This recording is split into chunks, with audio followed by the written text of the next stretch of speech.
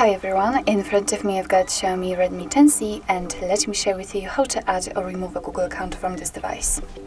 So first of all we have to enter the settings and now let's scroll down in order to find the accounts and sync.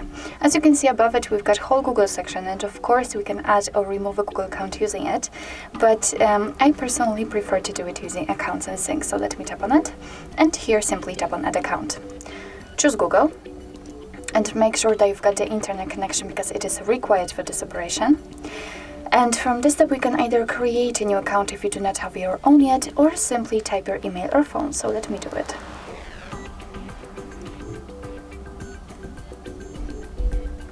What's more, you do not have to put the full email address here, just the very first part of it before the @ symbol.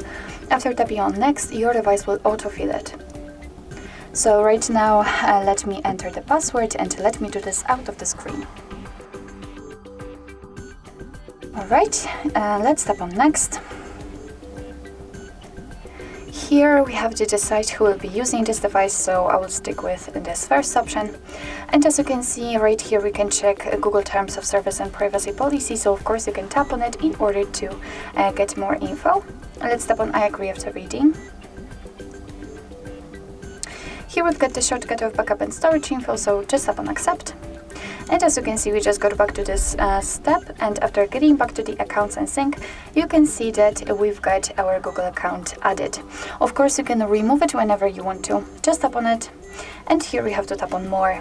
Now let's tap on remove account, and tap on remove account again. And as you can see, it will be immediately removed, but be aware that if you've got any kind of screen lock currently set, then your device will ask you to enter it in order to confirm this step.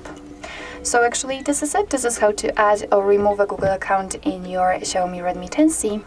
Thank you so much for watching. I hope that this video was helpful, and if it was, please hit the subscribe button and leave the thumbs up.